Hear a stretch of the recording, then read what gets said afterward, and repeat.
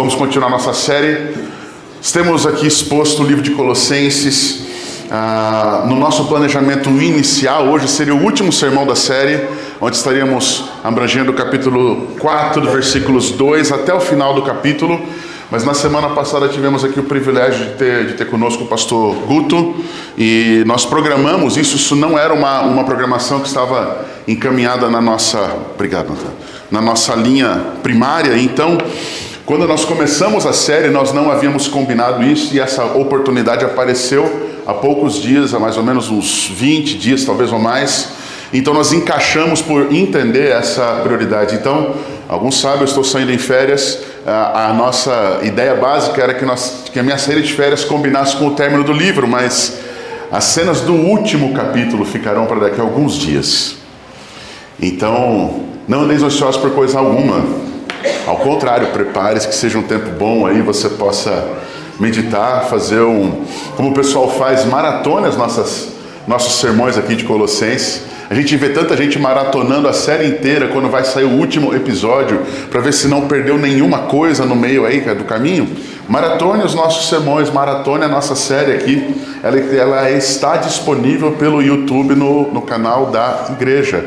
É uma pasta de séries com Colossenses. Você pode ver da primeira mensagem à última mensagem de hoje aqui pregada. Ela vai estar sendo colocada durante essa semana, então você pode acompanhar lá também. A nossa série tem um título importante para nós: Cristo plenamente suficiente, nada acrescentar, tudo viver a partir dele. E nós temos literalmente, chego na reta final. O que nós vamos expor nessa noite, o texto que nós vamos trabalhar é Colossenses capítulo 3, versos 18 a 41, e o título desse sermão é esse: o senhorio de Cristo no casamento, na família e no trabalho. Quando nós lidamos com esse conceito ou essa ideia de senhorio, talvez para alguns possa soar como um senhorio imposto, como algo que vem reger de forma autoritária. E a palavra senhorio, ela não está vinculada a uma posição de autoritarismo, mas a alguém que de fato é senhor, alguém de fato que é o proprietário, o dono daquela pessoa. E esse é um ponto. A palavra senhor, no Novo Testamento, ela vem do termo grego kyrios. E kyrios não tem outra tradução que não seja dono, proprietário, aquele que tem autoridade plena, aquele que conquistou todos os direitos para governar, aquele que tem tudo em suas mãos e nada pode vencê-lo ou opor-se a ele de forma a vencer. O que nós temos aprendido durante toda essa série aqui em Colossenses tem sido muito confrontante em alguns aspectos, porque o que nós temos talvez vivido, ou a forma como temos sido ensinados na nossa vida comum, ela é um pouco diferente. Onde nós temos uma liberdade, talvez, e fazemos o que queremos, como queremos e quando queremos. Vocês gostam de música? A gente acabou de passar um momento de música aqui. Vocês gostam de música? Sim? A maioria? Bacana. Orquestra, vocês gostam? Eu sei que alguns, inclusive, aqui tocam instrumentos de orquestra. E se o Senhor nos aprovar, daqui a um tempo teremos uma orquestra aqui na Igreja Batista, amém? Bom demais, então vão ensaiando. Se você não sabe, dá tempo. Quem já sabe, volte. O pessoal aí que domina cordas, sopros e afins aí. Esses dias atrás eu visitei a casa de um nosso irmão aí, que já canta aqui com a gente, um irmão chamado Ivaldo. E quando eu cheguei na casa dele, o escritório dele é um estúdio, gente. Tem piano, tem instrumento de corda, tem partitura para todos os lados. Eu me senti na casa, rapaz, do Beethoven, sabe? Era uma coisa assim, brincadeira, meu irmão. Mas eu sei que ele tem estudado, ele gosta muito. E isso é maravilhoso. Então, quem gosta de música, especialmente de orquestra, vai imaginar o que nós vamos fazer aqui. Eu sempre tenho começado com uma boa ilustração. Imagina uma grande orquestra. Grande. Imagine-se nela e você tocando algum dos instrumentos. Vão haver violinos, vão haver flautas, violoncelos, vão haver instrumentos de percussão, vão haver os metais, e metais aqui são os instrumentos de sopro. Cada um de vocês toca muito bem. Essa orquestra nossa aqui tem pessoas virtuosas, dominam a técnica, dominam a teoria, dominam a prática. E olha só que interessante, nós somos chamados a cantar, a tocar em determinado lugar. E ao chegar nesse lugar, Nós chegamos lá e cada um pega o seu instrumento, monta o seu pedestal, aquece, afina, regula, e quando nós vamos começar a tocar, cada um toca uma música diferente, num tom diferente, num compasso, num tempo diferente. A intensidade de uns já chegam numa música rasgando e outros começam bem devagarinho, uma dinâmica baixa, e com o tempo vão acontecendo. O resultado disso vai ser música? O que é que falta nisso? Harmonia? Uma pergunta importante: como é possível termos harmonia se não houver alguém conduzindo a orquestra? É possível? A função de um maestro é conduzir para que todos caminhem de forma semelhante, cada um no seu instrumento, cada um no seu arranjo, mas andando juntos, tocando a mesma melodia. Esse é o ponto. Quando uma orquestra toca sem qualquer condução, tudo parece música, mas na verdade são apenas esforços, acordes, sons que fazem muito mais confusão do que conexão com o propósito daquela música.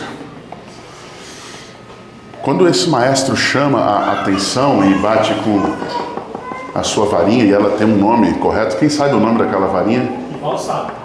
Com certeza o Ivaldo sabe. Como chama, Ivaldo, a varinha?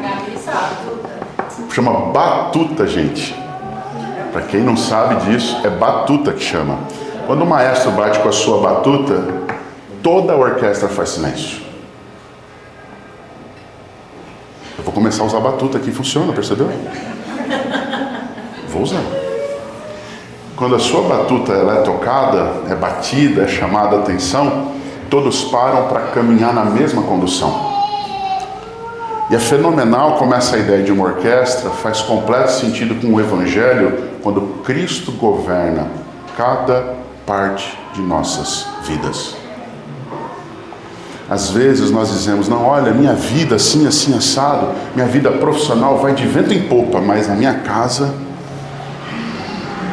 será que vai de vento em popa, ou ali você tem vivido os princípios do Evangelho e na sua casa não? Ou será que a sua casa vai muito bem, mas os seus negócios lá fora não parecem nada com Deus e lá está tudo complicado?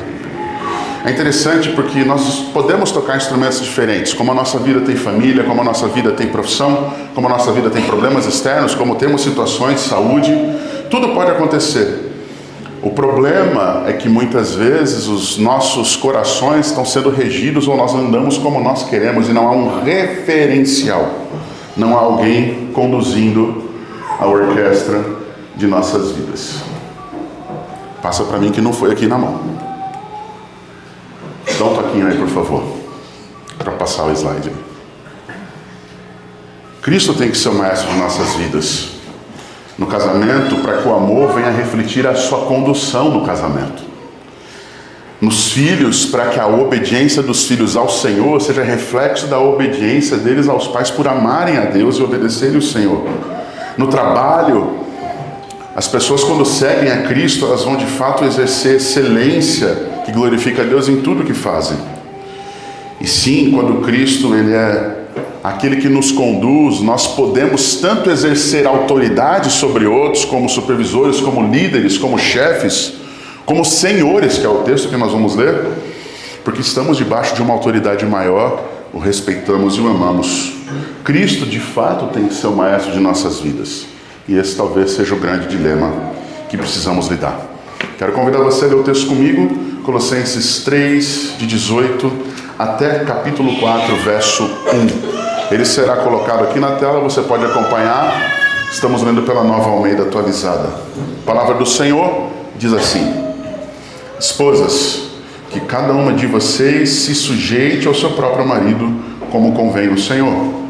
Maridos, que cada um de vocês ame a sua esposa e não a trate com amargura. Filhos, em tudo obedeçam a seus pais, pois fazer isso é agradável diante do Senhor. Pais, não irritem os seus filhos para que eles não fiquem desanimados. Servos, obedeçam Obedeçam em tudo aos seus senhores aqui na terra, não servindo apenas quando estão sendo vigiados, visando somente agradar pessoas, mas com sinceridade de coração, temendo o Senhor. Tudo o que fizerem, façam de todo o coração, como para o Senhor e não para as pessoas, sabendo que receberão do Senhor a recompensa da herança. É a Cristo Senhor que vocês estão servindo. E quem fizer injustiça, receberá em troco a injustiça feita. E nisso ninguém será tratado com parcialidade. Senhores, tratem os seus servos com justiça e igualdade, sabendo que também vocês têm um Senhor no céu. Vamos orar ao Senhor? Pai, a tua palavra acabou de ser lida. O Senhor já está nos apontando um caminho para entender o que o Senhor quer falar conosco nessa noite. Clamamos agora pela ação do Teu Espírito, tratando nossos corações, nos conduzindo, Pai, nos fazendo enxergar, nos fazendo crer, confiar no Senhor, para assim, em obediência à Tua voz, servimos, vivemos, desfrutarmos de Ti.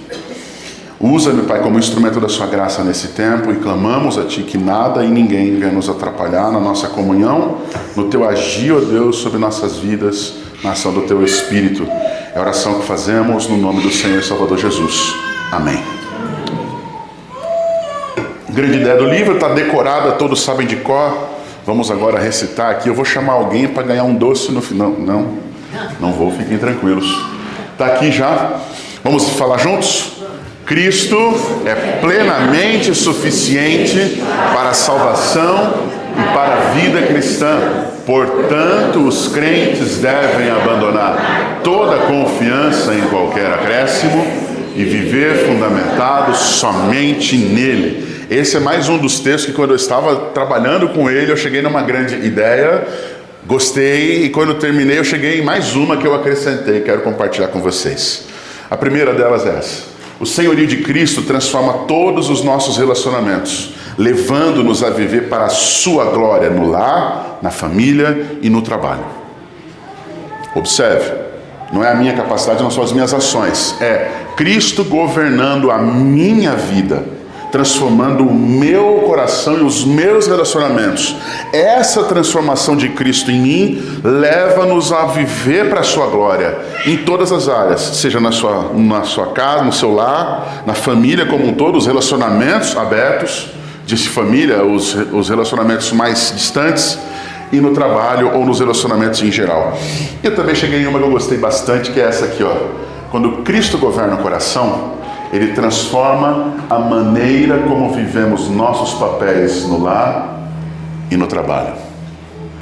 E se você parar e pensar, as pessoas que lidam com aconselhamento, que lidam com consultas, com tratamentos, talvez a maior parte dos problemas relacionais que existem se encontram no lar ou no trabalho. Dificilmente um amigo te causa um problema que afeta a sua vida. Mas quando alguém da sua casa faz isso, ou quando acontece com alguém da sua casa, isso mexe profundamente. Quando é no seu trabalho, às vezes você fica perdido. Aquilo pesa profundamente no nosso coração. O livro de Colossenses tem toda uma história. Eu não vou fazer essa revisão total, mas eu quero lembrar de alguns aspectos que são importantes, porque aquele que foi unido a Cristo deve de fato abandonar decisivamente os pecados da velha humanidade e viver de acordo com a nova identidade recebida nele. Essa nova vida em Cristo, ela exige mudanças.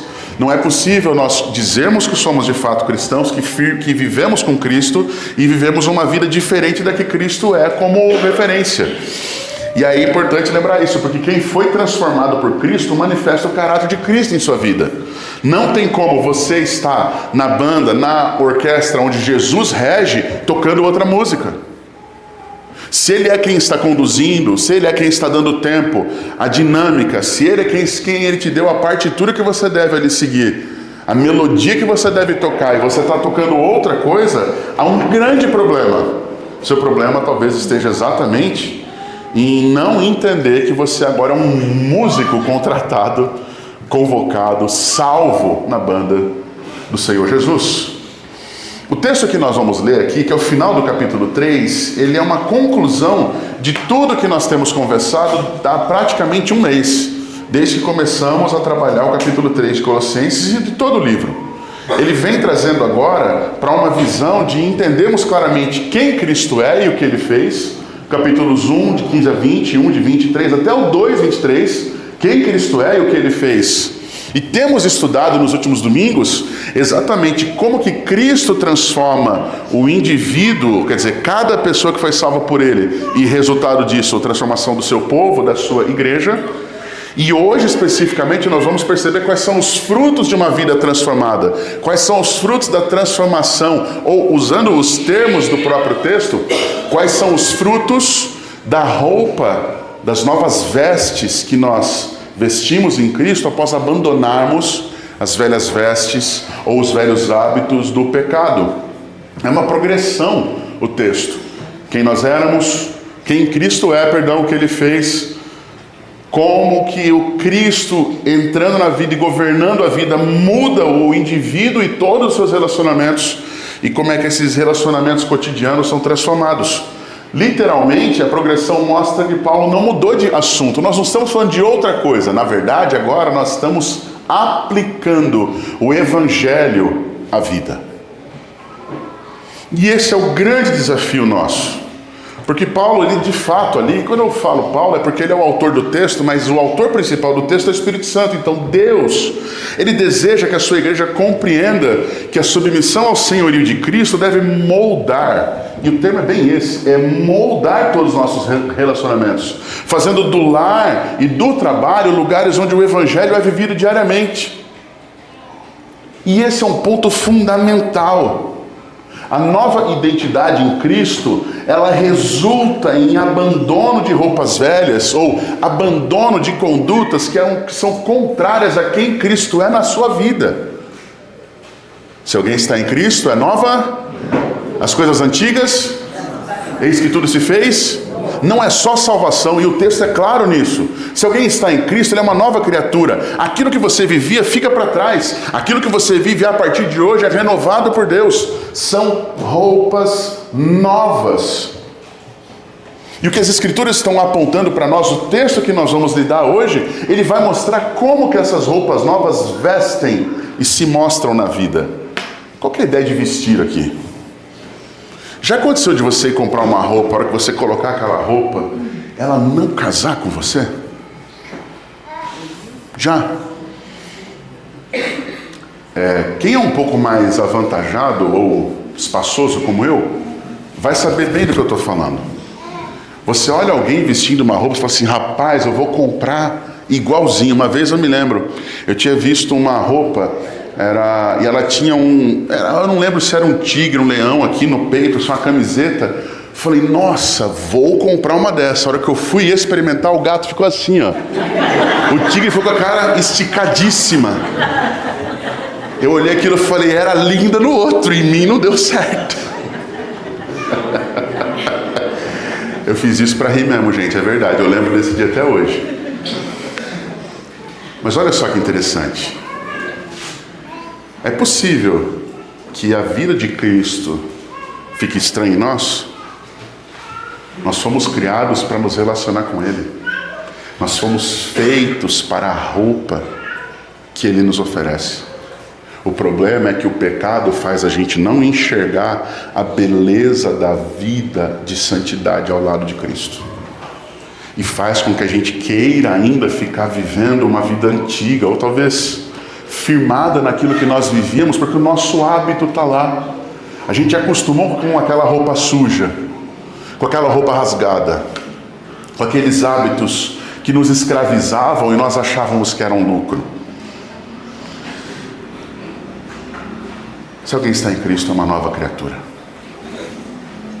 E é necessário que a nova criatura viva as novas roupas e nas novas coisas que o Senhor nos chamou a viver.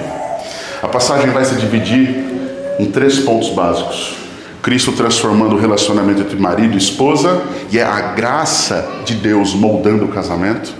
O relacionamento de Cristo sendo Ele quem transforma o relacionamento e vida entre pais e filhos. A graça de Deus moldando a família, moldando o coração dos filhos e o coração dos pais. E a última sessão, versículos 22 a 4:1, a graça transformando o relacionamento entre servos e senhores, Sim, a graça de Deus moldando a forma como trabalhamos, como enxergamos o trabalho, como enxergamos as autoridades, ou os líderes encarregados, supervisores, tanto faz o nome daqueles que estão cuidando de nós. Não sei se você percebeu, mas todas as divisões, elas estão baseadas na pessoa de Cristo. O tema não é o casamento, família e trabalho. Não é. Mas é Cristo transformando, mudando as roupas de cada uma dessas áreas. E o nosso desafio hoje aqui é não achar que essa pregação é uma palestra sobre relacionamentos. Não. Ela é a voz do Senhor conduzindo a sua orquestra a perceber que não há vida em harmonia sem que haja o senhorio de Cristo no seu coração. Não há harmonia no seu lar, no seu casamento, nos seus relacionamentos, se não houver harmonia genuína entre você e o Senhor. E eu quero começar, parte 1, Cristo governa o casamento. Esposas, que cada uma de vocês se sujeite ao seu próprio marido, como convém no Senhor. Maridos, que cada um de vocês ame a sua esposa e não a trate com amargura. Colossenses 3, versos 18 e 19. Nos tempos de hoje, nós iniciamos uma pregação, o texto de uma pregação dizendo: esposas, se sujeitem aos seus maridos como convém no Senhor. Pode ser inclusive um meio de acusação para misoginia. Se essa lei for aprovada daqui a algum tempo e está em vias disso, é muito possível que uma pregação como essa seja considerada como discurso de ódio. Exatamente porque as pessoas não compreendem o que é a verdade das Escrituras sobre esse assunto. E eu quero com bastante zelo, mas bastante veemência, tentar ensinar o que a Bíblia fala sobre isso. Observe que a fala não é só para as esposas, mas é também para os maridos. Duas palavras difíceis: mulheres, se sujeitem, se submetam, sejam submissas aos seus próprios maridos. Maridos, amem as suas mulheres, não as tratando com amargura. E a gente vai ver o modelo disso no meio do texto e em textos paralelos que estão aí. Muitas pessoas falam que a Bíblia é extremamente machista. E é interessante falar sobre isso. O momento em que essa carta está sendo aqui escrita, ela está sendo escrita por um judeu para uma igreja que se encontra na Grécia. Uma cultura completamente diferente das culturas patriarcais, que normalmente o pessoal reclama muito, que estão ligadas ao judaísmo e outras nações, outros povos do Oriente. Os gregos, eles eram considerados talvez um dos povos mais misturados e mais abertos que você possa conhecer pelas histórias, pela própria história geral. Eles eram pessoas que, quando eles conquistavam reinos, conquistavam povos, eles não os destruíam e eles impunham a sua conduta. Ao contrário, eles absorviam tudo que as outras vidas, os outros grupos, os outros povos conquistados tinham. Eles absorviam cultura, absorviam deuses, absorviam hábitos. Então eles aperfeiçoavam ou aumentavam a sua cultura, o seu jeito de ser, com essas conquistas que eles tinham. O apóstolo Paulo é um homem judeu, criado sobre toda aquela toda aquela força, toda aquela imposição que o Oriente tinha, que a cultura judaica tinha, que a cultura oriental como um todo tinha. Como, por exemplo, mulheres não tinham valor, elas eram instrumentos de troca, elas eram objetos de troca. Se eu tinha filhas, eu poderia trocar filhas por animais. Mas se eu tenho um filho, não, ele é meu primogênito, ele é minha herança, ele é quem vai levar o meu nome. Essa era uma cultura da época e especialmente uma cultura do Oriente, não exclusiva do judaísmo. Paulo apresenta uma das coisas mais impressionantes a começar essa sessão, falando primeiramente para esposas. É incomum a fala dele. E essa fala, e essa forma como ele está aqui dispondo o texto, ela muito provavelmente mostra que em Cristo não há grego, não há judeu, não há homem, não há mulher, todos são iguais, o preço pago é o mesmo. É a salvação em Cristo Jesus, é o sangue de Cristo. Não há melhores, não há maiores, mas nós temos funções diferentes.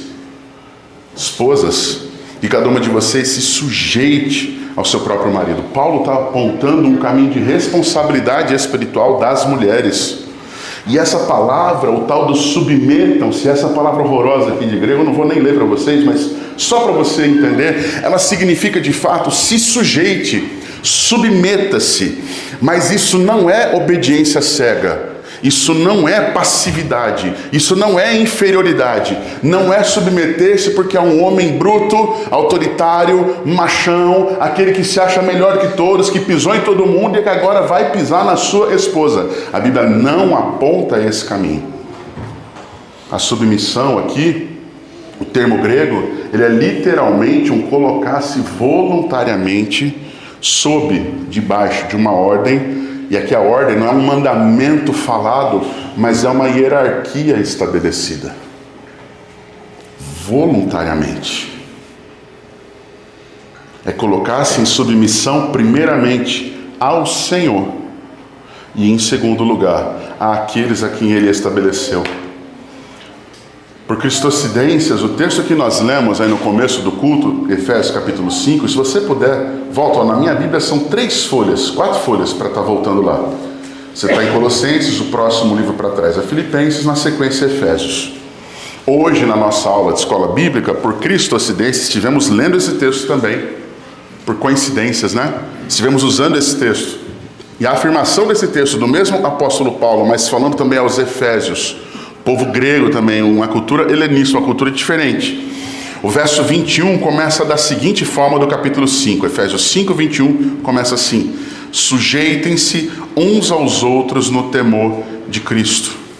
E aí na sequência, esposas, e cada uma de vocês se sujeite ao seu próprio marido como ao Senhor, porque o marido é o cabeça da esposa, como também Cristo é o cabeça da igreja, sendo ele próprio Salvador. Como, porém, a igreja está sujeita a Cristo, assim também a esposa se sujeite em tudo ao seu próprio marido. Qual é o termo de Colossenses? Esposas, cada um de vocês se sujeite ao seu próprio marido como convém no Senhor. Essa disposição voluntária é porque existe uma ordem estabelecida por Deus.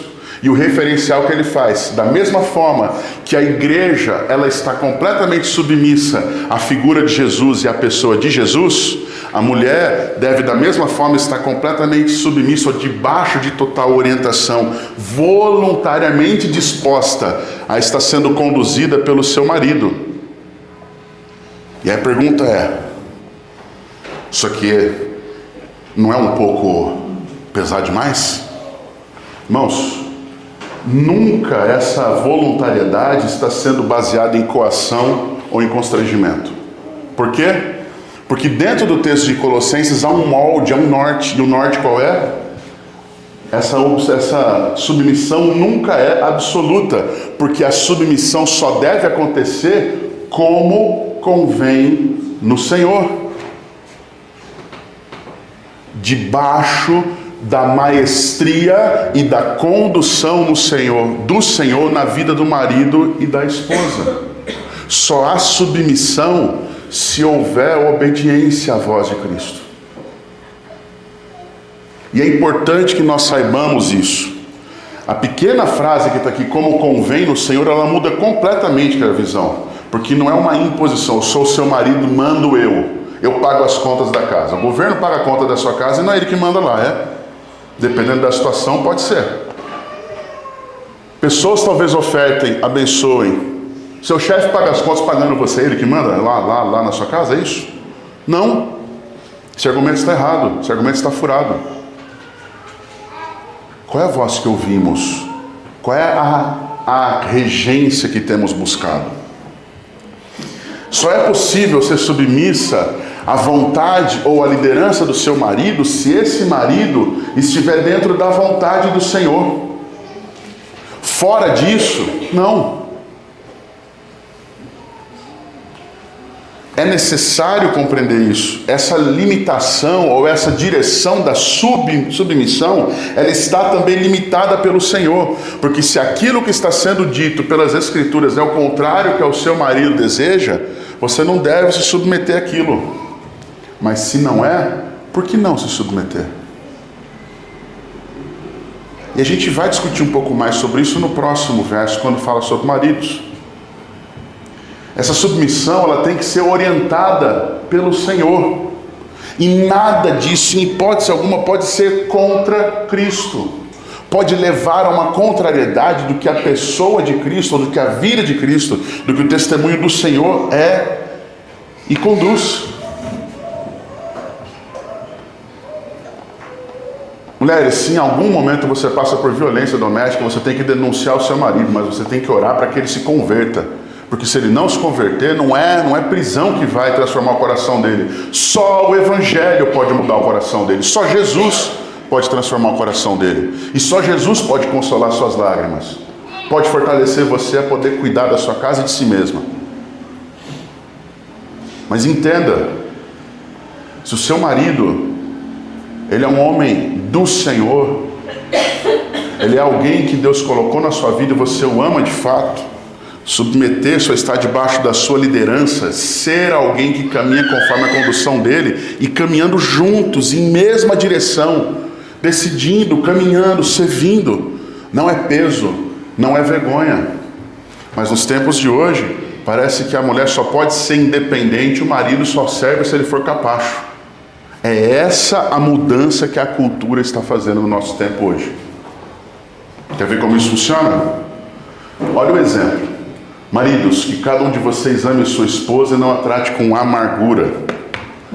Paulo surpreende aqui, chama os maridos agora. E o problema é que ele usa um termo grego para amor que é muito pesado. O agapau, ame. Agapau é a base de ágape, amor incondicional.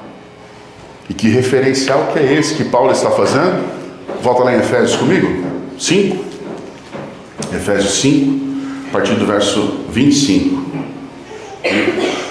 Maridos, que cada um de vocês ame a sua esposa, como também Cristo amou a igreja e se entregou por ela, para que a santificasse, tendo-a purificado por meio da lavagem de água pela palavra, para a apresentar a si mesmo como igreja gloriosa, sem mancha, nem ruga, nem coisa semelhante, porém santa e sem defeito. Assim também o marido deve amar a sua esposa como ama ao seu próprio corpo. Quem ama a esposa, ama a si mesmo, porque ninguém jamais odiou o seu próprio corpo. Ao contrário, o alimenta e cuida dele, como também Cristo faz com sua igreja. Porque somos membros do seu corpo. Como igreja, somos cuidados pelo Senhor. E o texto continua. Eis porque o homem deixará o pai e a mãe, o seu pai e a sua mãe, e se unirá à sua mulher, tornando-se os dois uma só carne. Grande é esse mistério, mas eu me refiro a Cristo e à igreja. No entanto, também vocês, quanto a vocês, que cada um ame a sua própria esposa como ama a si mesmo, e que a esposa respeite o seu marido. As mulheres acham ruim, mas o que Paulo está falando para elas está nos versículos 22, 23 e 24. Como é que Deus está trabalhando o coração dos homens? Versos 25 a 33. Qual é o referencial de amor que o homem deve ter por sua família, especialmente por sua esposa? Não é um amor sentimental, não é um amor de vontades, de volitudes, é um amor de sacrifício. E qual é o modelo que está sendo colocado como um modelo sacrificial aqui? É a própria pessoa do Senhor Jesus, por sua igreja. Como Cristo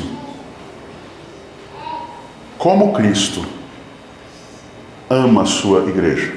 Qual é o exemplo dele de amor? Vamos lembrar? O que as Escrituras falam sobre a obra de Jesus por nós? O que ele fez primeiro? Se humilhou. Deixou a sua glória, esvaziou-se da sua glória, colocou-se na pior condição que ele poderia colocar-se, na condição de um ser humano, mas de um servo. Servo é aquele que obedece ao seu Senhor. Ele se põe numa condição de sujeição, de submissão. Jesus, ele sofre vergonha por ser submisso? Então, minhas queridas irmãs, se Jesus não é envergonhado, não é vergonhosa a posição dele em ser submisso a Deus, submissão de Deus para a sua vida, ao seu marido, não é vergonha. Deve ser motivo de orgulho, de serviço, de compreensão do porquê Deus lhe chamou. Jesus esvazia-se, torna-se um ser humano, vem à terra, para quê? Para ser aceito? Para ser reconhecido? Todo mundo reconhece Jesus? Ama? Não. Mas todos querem o que ele faz. Todos aceitam as curas que ele faz. Todos recebem o alimento que ele provê. Todos dizem que é muito bom tudo isso que ele faz, que o papel dele é necessário. Na verdade, as pessoas estão reconhecendo o que ele provê, o que ele concede. Mas as pessoas o amam e o respeitam verdadeiramente por quem ele é? O que é que fazem com Jesus? Vocês não leram a Bíblia não, gente? Está todo mundo quieto agora?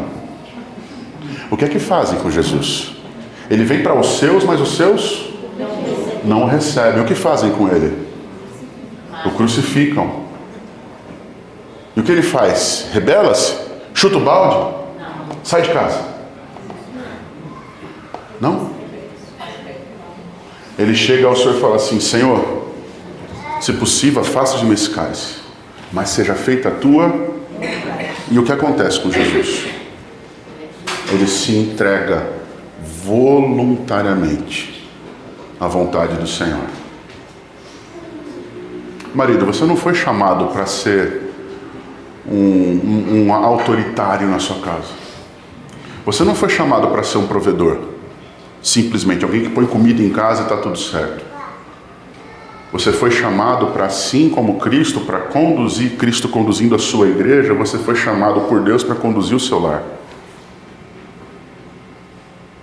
Você não foi chamado para ser um pamonha, como hoje tem sido ensinado aí fora. Onde as TVs, hoje as novelas, o alívio cômico, o palhaço da novela é um homem que não consegue honrar as próprias calças. Que não consegue dar valor a si mesmo. E eu não estou dizendo que as mulheres têm que ser jogadas às traças por isso. Não. Diante do Senhor, todos têm valor igual. Responsabilidades diferentes, mas valor igual. As Escrituras apontam um caminho onde o homem, como Cristo, deve voluntariamente se sacrificar, prover, proteger, guardar a sua casa, a sua família, a sua esposa, os seus filhos, mesmo que eles por algum motivo não reconheçam e não valorizem o seu papel como homem, pai ou marido. Porque nós não fazemos isso para as pessoas, nós fazemos isso para o Senhor. Porque o mesmo padrão, como convém ao Senhor que está para as mulheres, é o padrão como convém no Senhor para os homens. E é por isso que quando homens entendem o seu papel, é impossível que nós continuemos a tratar nossas famílias, especialmente as nossas esposas, com amargura. E o texto, a literalidade dessa palavra é: homens, não se tornem amargos, não azedem, não as tratem com dureza. E a autoridade masculina jamais pode ser exercida por dureza, egoísmo, intimidação ou manipulação. Qual é o nosso referencial de autoridade? Jesus. Como ele exerce a sua autoridade por sua igreja? Ele chega e fala assim: se vocês não orarem, eu mato vocês. Se fosse assim, já não tinha um aqui hoje, né? Se vocês não vierem ao culto, vai cair um raio na casa de vocês. É isso? É o que nem tem nuvem de chuva hoje. Imagina se cair um raio, né? É só exemplo, calma. É isso que Deus faz? Como Jesus faz? Ele chama. Ele provê.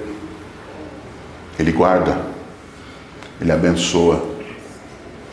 Ele ama.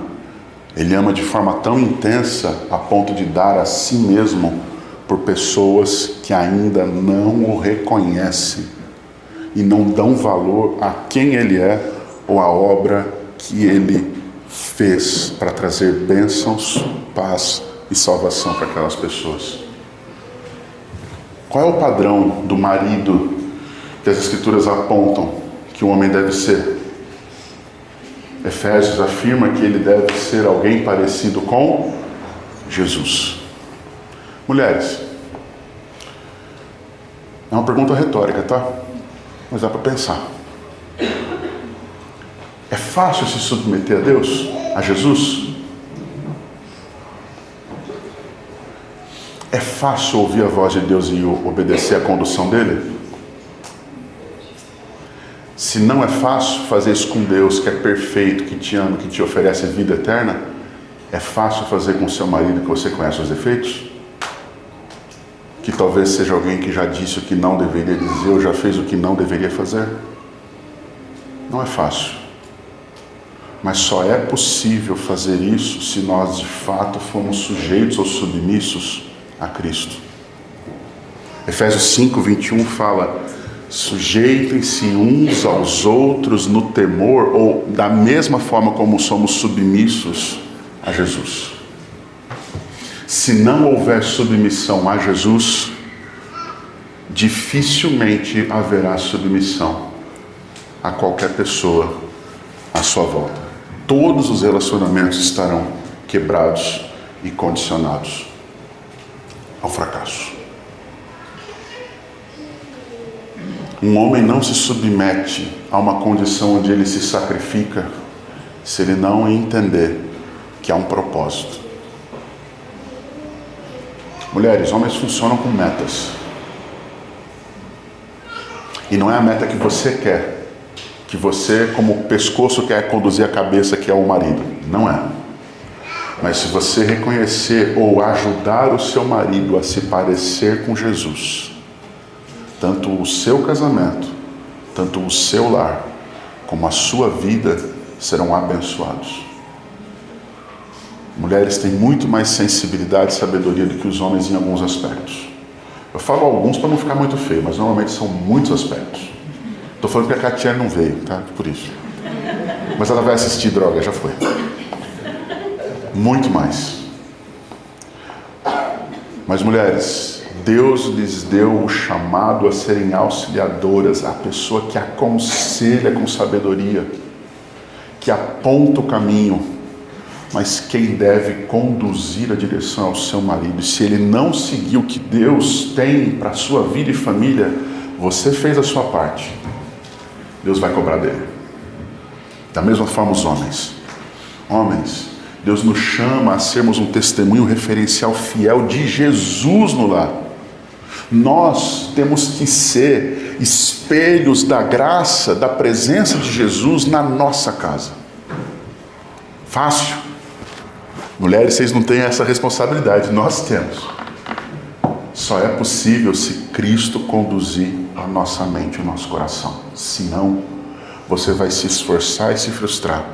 Você vai entrar por caminhos que podem ser bons aos seus olhos, mas que vão destruir você, que vão talvez afastar o seu coração, que vão fazer você buscar reconhecimento. Deus não nos chama ao reconhecimento. Ele nos chama à entrega. A entrega em amor incondicional. E é um chamado que só pode ser cumprido se aquele que assim viveu e assim cumpriu com o seu chamado, Jesus Cristo, for o Senhor que guia as nossas mentes e os nossos corações.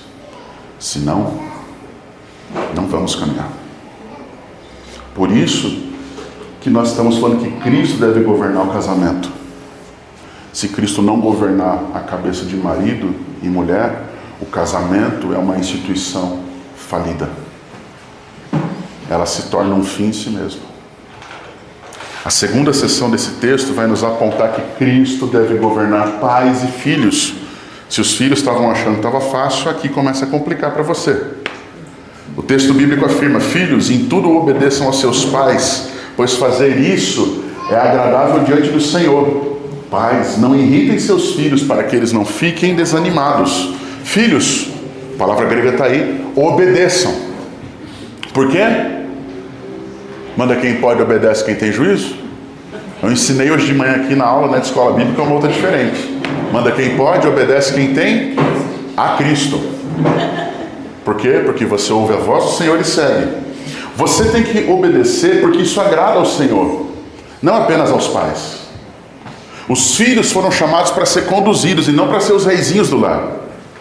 E a gente vive a época hoje onde o filho olha torto, o pai treme. Onde o filho diz não quero e o pai pede desculpa. E é exatamente o contrário, eles não têm maturidade, eles não têm o conhecimento, eles não têm a condução, eles não têm a visão do todo, eles não têm a responsabilidade, a eles não foi dado o privilégio de serem pais, eles ainda são filhos. Mas no nosso tempo hoje, o filho determina o que o pai faz. E se aonde o filho não cabe, o pai não quer ir. Você quer ver quando isso funciona? É quando as pessoas menosprezam o seu filho. Só que muitas vezes a gente vê os pais dizendo: olha, se isso não faz bem para meu filho, eu não vou colocá-lo numa situação como essa. Situações existem para desenvolvimento. Nós precisamos compreender que às vezes nós estamos privando o nosso filho de crescer. E em vez de ter um homem, uma mulher, tem um mimadinho, tem uma mimadinha, tem alguém que não entende a vida. Tem alguém que requer, mas não conhece. Tem alguém que pede, mas não sabe o quanto custa. Tem alguém que bate o pé, mas não sabe que nem o sapato que está no pé dele custa parte da vida dos pais. Quando a Bíblia chama os filhos a obedecer ao Senhor, ela está chamando os filhos a conhecerem o Senhor. Não é possível obedecer a alguém que você não conhece. Obedeçam ao Senhor. Isso agrada ao Senhor. Só é possível quando Cristo aparece como fundamento. E a cultura nossa não é essa hoje, né? Tudo está em volta dos filhos. A casa funciona por conta dos filhos.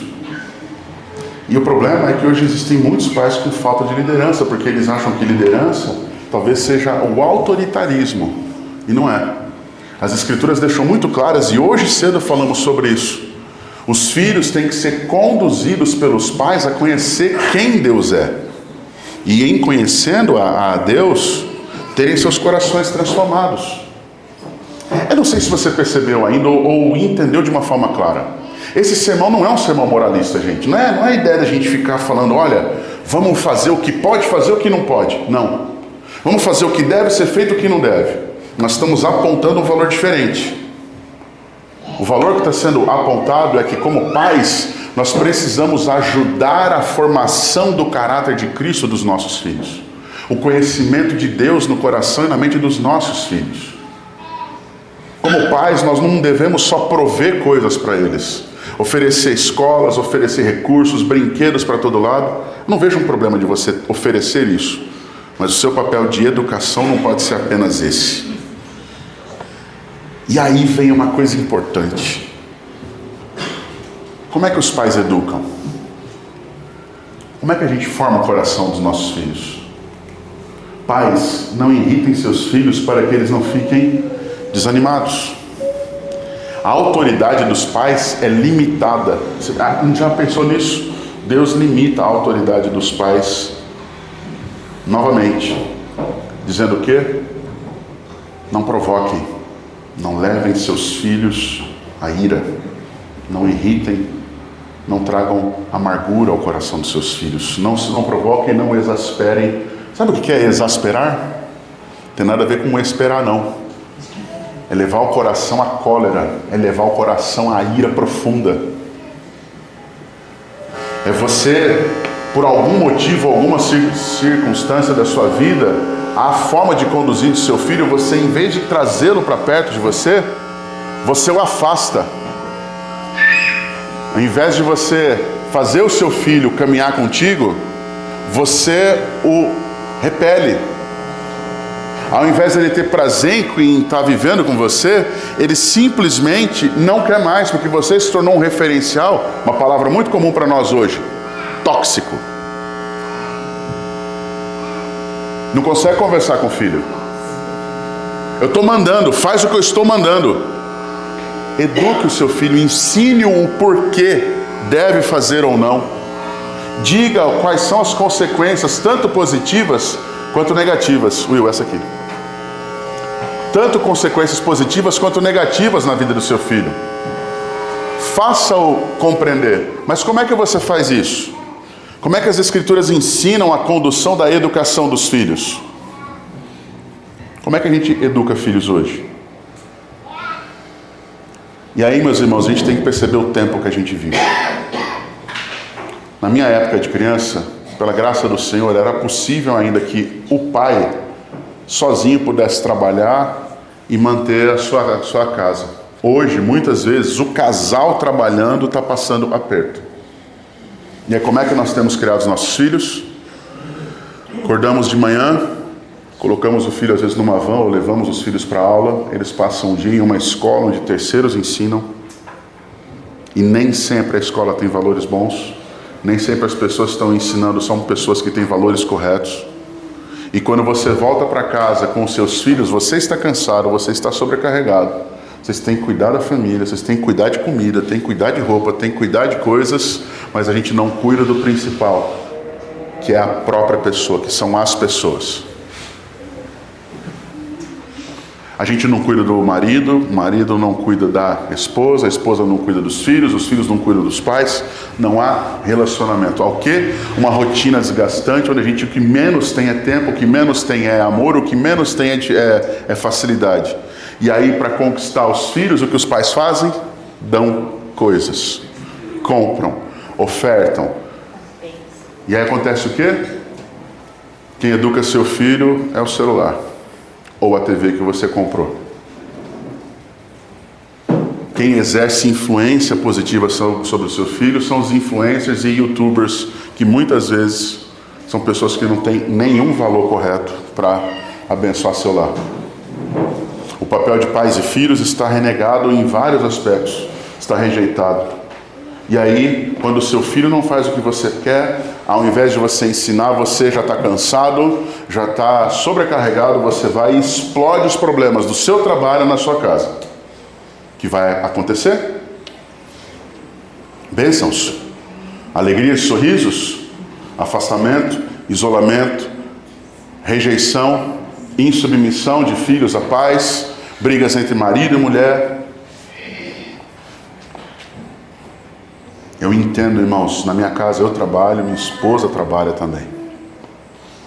Mas chegou um determinado momento em que nós optamos por ela não mais trabalhar. Fora, 8 horas por dia. Apesar de muitas vezes no mesmo dia ela está 8 horas trabalhando comigo, mas há uma dinâmica de vida bem diferente. Nós optamos por ter uma vida mais simples. Nós optamos por não ter carro zero.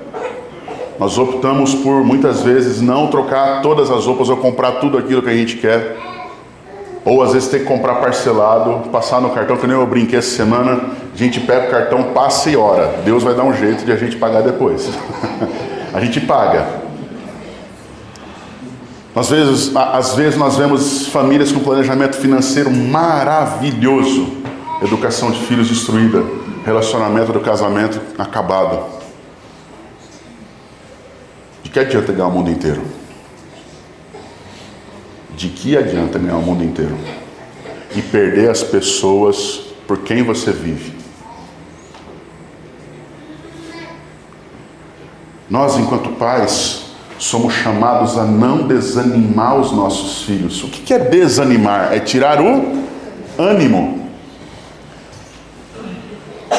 Você já percebeu que toda vez que você faz... Alguém chega e fala assim, ânimo, vamos lá, força. Sabe de onde vem a palavra ânimo? Uma das origens dela? Fôlego.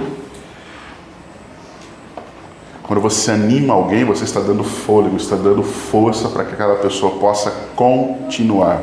Porque as Escrituras estão falando que a autoridade mal exercida, ou o pai que irrita, que provoca, que tira o coração do seu filho das mãos de Deus, essa pessoa, ela está tirando o fôlego, ela está tirando a força dessa criança para desenvolver-se e crescer. E aí vem um ponto importante para nós agora, porque o alvo dos pais não é controlar e nem enganar, mas é o quê? Formar. Qual que é o modelo que Deus ensina para nós sobre a relação de ensino para outros? Discipular. Qual é a formação que fazemos com os nossos filhos? Discipular. Deuteronômio 6 é um texto que nós lemos hoje de manhã e que nos lembra muito bem como pais devemos viver, onde ali Moisés, sendo usado pelo Espírito Santo, afirma que os pais devem amar ao Senhor com toda a sua força, com todo o seu fôlego, com toda a sua mente. para assim ensinar os seus filhos sobre quem Deus é e sobre a vida com Deus, ao deitarem-se, ao levantarem-se, estando à mesa, caminhando, em todas as condições, em todas as situações, inculcando, literalmente, como se fosse abrir a cabeça, colocar tudo dentro, organizadamente, edificando o coração dos seus filhos. Mas só é possível fazer isso se, de fato, Cristo governar o relacionamento entre pais e filhos. Cristo deve também governar o trabalho. E essa sessão, apesar dela ser grande, dos versos 22 a 25, ela é uma sessão que, de certa forma, é simples. Servos, obedeçam em tudo aos seus senhores aqui na terra, não servindo apenas quando estão sendo vigiados, visando somente agradar pessoas, mas com sinceridade de coração, temendo ao Senhor. Tudo o que fizerem, façam de todo o coração, como para o Senhor e não para as pessoas, sabendo que receberão do Senhor a recompensa da herança. É a Cristo, Senhor, que vocês estão servindo. E quem fizer injustiça, receberá em troca a injustiça feita. E nisso ninguém será tratado com parcialidade. Esse é o maior bloco desse texto. E é importante dizer uma coisa, que o contexto da época lida com uma escravidão. Então Paulo está dando validação aqui para a gente cultivar escravos, é isso? Não. Paulo não está defendendo aqui escravidão, mas ele está mostrando que naquela cultura onde os cristãos estão, existe. E é necessário que os cristãos entendam ou aprendam a viver em toda e qualquer situação. De que forma? Honrando a Deus. Mas a Bíblia mesmo fala que nós somos comprados por Jesus para sermos livres. A Bíblia não valida a escravidão em modelo algum, mas ela é escrita em um contexto onde a escravidão é cultural e ela está ligada à cultura de povos e diferentes até, povos que não são judeus, não são israelitas. Os gregos aqui, por exemplo, em Colossos.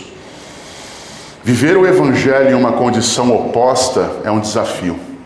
A escravidão se dava nesse meio também. E é importante lembrar que a ideia de escravos aqui no contexto bíblico, ela é a ideia de pessoas que fazem parte da casa. É um pouco similar com aquela ideia de um empregado ou empregada que mora na casa do patrão, que passa a semana lá, que exerce tempo, que fica por lá tempos. E muitas vezes, o relacionamento dessas pessoas se torna problemático no lar. Porque aquelas pessoas, elas não são do lar, mas estão lá. Elas não são família, mas elas estão vivendo na família. E é importante entender que muitas vezes, quando o Senhor da casa não está, as pessoas precisavam continuar servindo. É comum hoje você saber de pessoas que trabalham e dão migué. Conhece o termo dar migué? Não é um termo bíblico, tá? Conhece o termo dar migué? O que é isso? É o que Paulo está tratando. Servo, obedeçam em tudo aos seus senhores aqui na terra, não servindo apenas quando estão sendo vigiados, visando somente agradar pessoas, mas com sinceridade de coração, temendo a Deus. Obedeçam em tudo, por quê? Porque Cristo é o Senhor a quem eu sirvo, e Cristo nos manda fazer isso. E a ideia literal aqui, olha, diante dos olhos, sendo vigiados, servir somente quando estamos sendo vigiados. É comum isso. Quem trabalha em empresa sabe bem, né? Às vezes, eu já tive empresa, já fui chefe, já tive gente trabalhando para mim. Eu me lembro de chegar em locais onde estavam fazendo serviço para mim, uma zoeira, uma conversa, uma risada. A hora que eu botava o pé, fazia assim, barulho. Ou então, me passa um cabo, aí eu instalo o programa tal, era de computação informática, né? Porque eu cheguei e mudou? Engraçado isso. O trabalho nosso, por vezes, determina que nós podemos ter horáriozinho ali, né, de café. Não tem isso em vários lugares? 10 minutos. Mas aí você faz 10 minutos com o cara que sai com você. A hora que você está saindo, passa o cliente, você faz mais 10 minutos com ele. Já viu gente assim? Normalmente é gordinho, tenho certeza disso. Não sei porquê.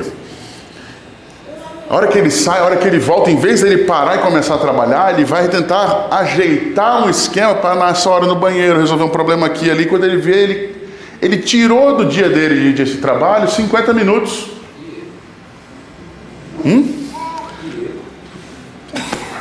Pois é. Como a gente lida com isso?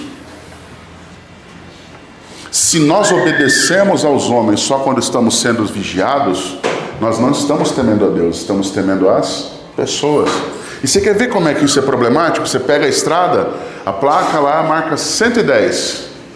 Você anda 140. Quando chega a polícia rodoviária, você freia. É a mesma coisa, só mudou a situação. Chegou no radar, você freia. Anda sem cinto o dia todo. Apareceu a polícia, todo mundo catando o cinto de segurança para pôr no carro. E aí quando não põe, alguém para, segura com a mão e fica assim, ó. Vai passar perto do guarda como se não estivesse acontecendo nada. Temer a Deus deve ser muito mais importante do que temer aos homens. Seja no trabalho, seja na sua profissão, seja na forma como você faz as coisas.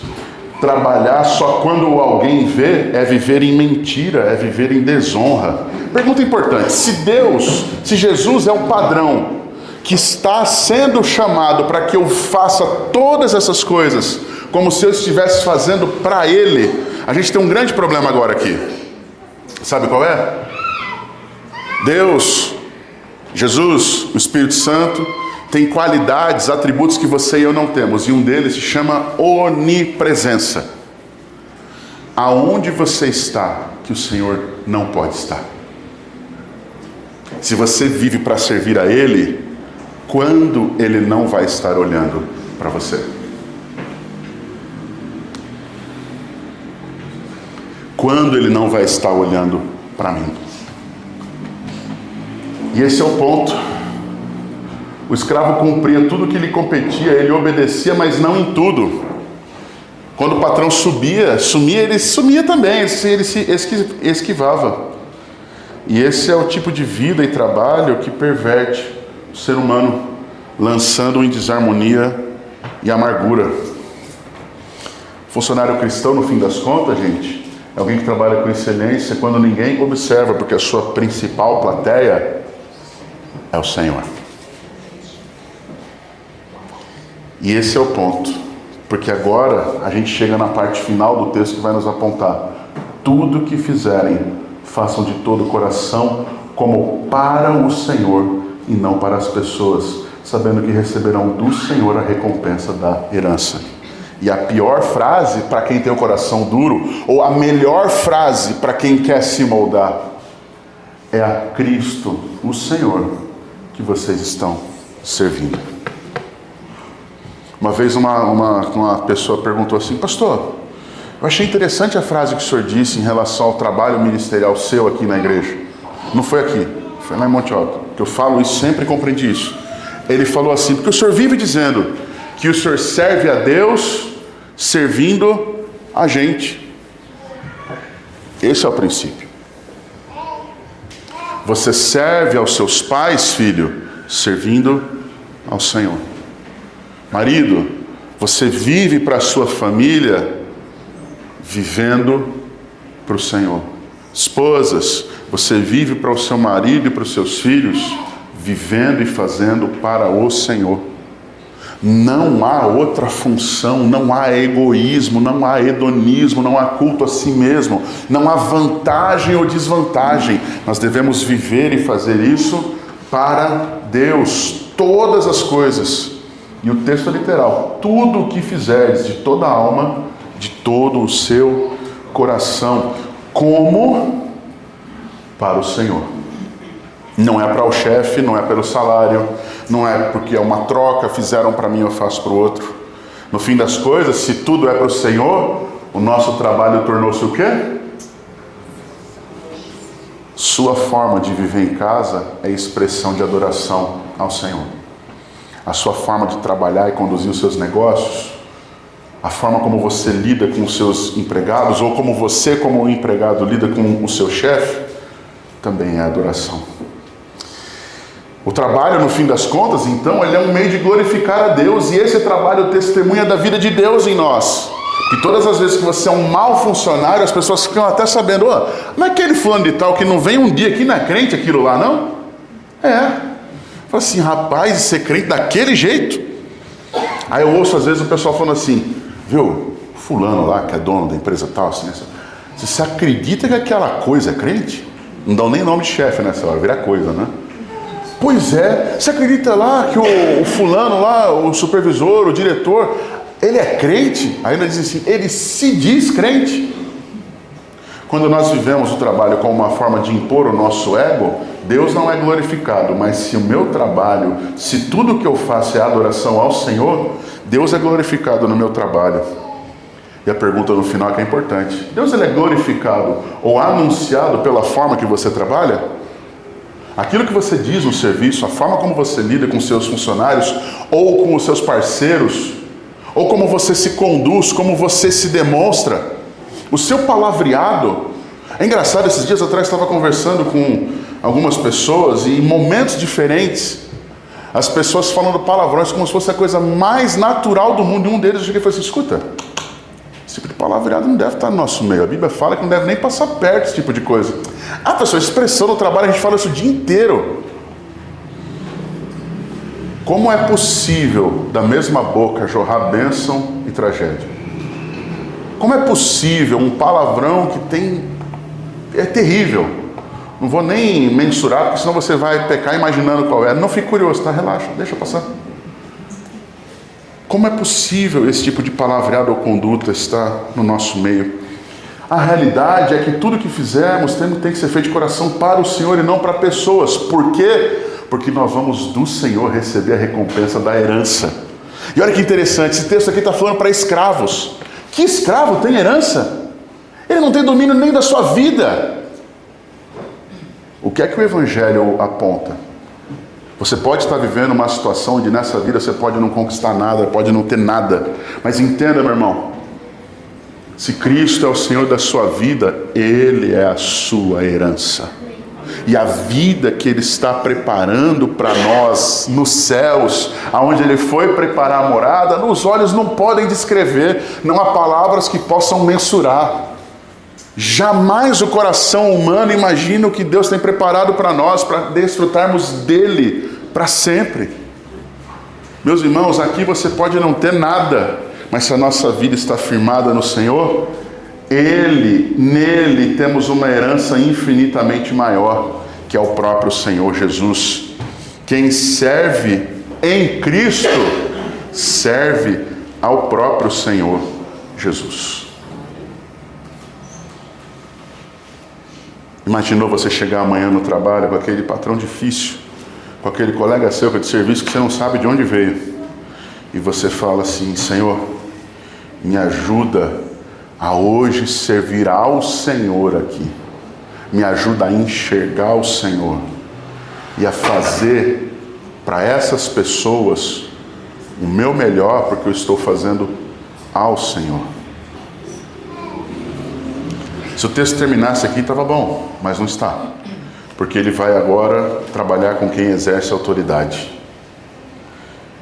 4:1. Senhores, tratem os seus servos com justiça e igualdade, sabendo que vocês também têm um Senhor no céu. E Paulo de novo surpreende.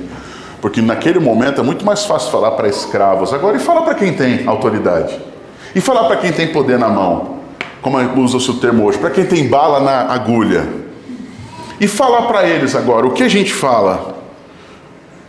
Senhores, tratem os seus servos com justiça. Literalmente a ideia, façam, vivam o que é justo, sabendo que vocês também têm um Senhor. Ninguém ocupa o topo sozinho. Ninguém está no trono reinando sozinho. Todos vivem debaixo do senhorio de Cristo. Meu amigo, se você está sendo injustiçado no trabalho, se você, esposa, está sendo injustiçada pelo seu marido, mãe, injustiçada pelos filhos, marido pela esposa, não importa a situação. Se você está vivendo momentos onde injustiça está vendo contra você, saiba de uma coisa. 2 pontos. Deus reina. Ele é justo juiz. Ele não é cego às injustiças, mas também não é cego às nossas omissões. Ele dá justa paga a cada um, justo pagamento a cada um. Mas Ele nos sustenta para que tenhamos nele prazer, misericórdia e graça, mesmo que na nossa vida as injustiças sejam algo muito comum. Sabe por quê? Porque Ele é Rei, porque Ele é Senhor e porque Cristo, o nosso Salvador, é suficiente.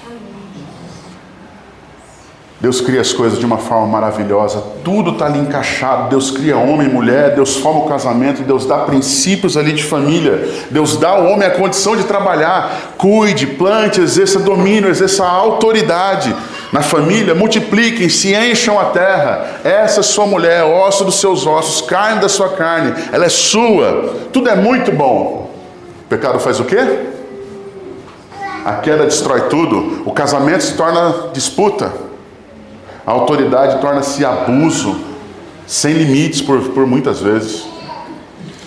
Os filhos se tornam rebeldes, e hoje mesmo a gente comentou, o primeiro relacionamento de filhos que a Bíblia narra, resulta em assassinato.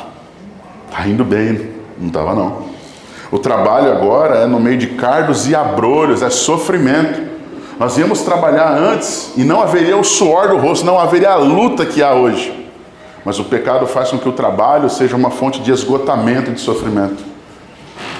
Mas a narrativa bíblica começa a mostrar que a lei vem limitar os efeitos do pecado. A lei existe para que naquele momento as pessoas não façam determinadas coisas, para que elas não se afastem mais de Deus.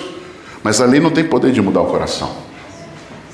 Ela pode evitar que você faça coisas, mas somente Jesus inaugura uma nova humanidade por meio do seu sangue e da sua vida, oferecendo novas roupas a serem vestidas, que essas são frutos de transformação, de mudança de vida.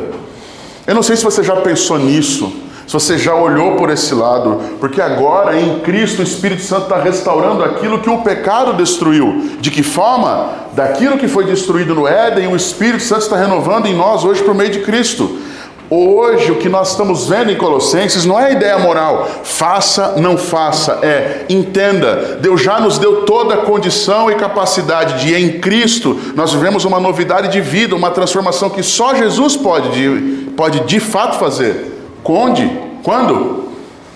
Com uma família vivendo o início da transformação da nova criação em Jesus Cristo aqui no mundo, onde pecados são abandonados e as novas vestes vestidas. Onde é possível perdoar, um relacionamento familiar, onde é possível reconhecer o erro e não se sentir inferior, ao contrário, pela pessoa a quem você errou, você ser perdoado e receber restauração. O Evangelho aponta que tudo isso é possível quando nós entendemos que a nova vida em Cristo, ela não é a vida do não pode, não faz, mas é a vida do em Cristo fomos libertos da prisão do pecado para sermos restaurados à imagem de Cristo e ao plano original do Senhor para o seu povo. Cristo, meus irmãos, é suficiente para isso. Quero concluir com 5 conclusões que podem nos ajudar a guardar a mensagem desse sermão e fazer com que nós caminhemos de uma forma mais firme diante do Senhor. O Evangelho, irmãos, ele não elimina os papéis estabelecidos por Deus. Homem, mulher, pai, mãe, filhos, pais, servos, senhores. Não elimina. Mas o Evangelho pode eliminar o egoísmo e a insensibilidade que corrompeu o coração das pessoas que têm suas posições. Falando sobre pais e filhos, filhos precisam de pais espiritualmente ativos, mais de pais espiritualmente ativos e presentes do que apenas pais disciplinadores ou fornecedores. Se você se torna ausente, mas fornece, você não compensa a sua ausência. Seus presentes, o dinheiro que paga as contas da sua casa, não compensa a presença que você, como pai ou mãe, precisa ter na vida dos seus filhos. Não é alguém de fora do Evangelho que vai disciplinar ou discipular o seu filho nos caminhos do Senhor. Às vezes a gente quer terceirizar nossa responsabilidade e não dá para pagar a conta. Nós precisamos do seu referencial. Filhos, obedecer aos pais é uma expressão concreta de submissão ao Senhor. Obedecer aos pais é ser submisso a Cristo.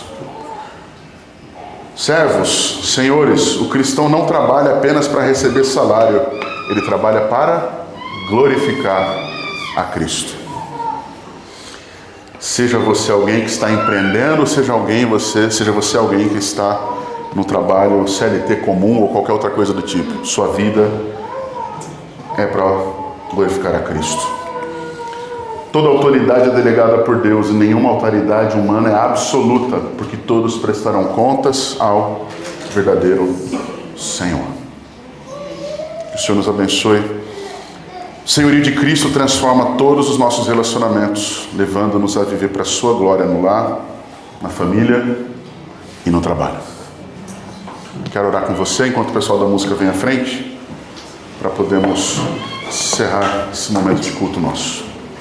Feche seus olhos, vamos orar ao Senhor. Santo Deus, no tempo em que agora estivemos aqui ouvindo a palavra do Senhor, o Senhor nos deu a condição, a oportunidade de podermos alinhar nossa mente e nosso coração ao Senhor.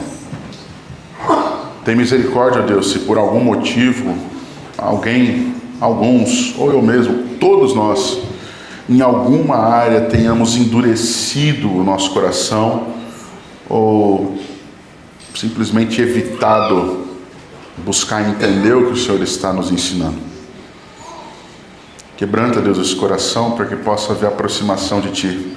Lembra-nos do princípio que aprendemos hoje, ó Deus, que relembramos hoje. Sem submissão ao Senhor não há relacionamento sadio, em hipótese alguma, em área nenhuma. Por isso nos ajuda.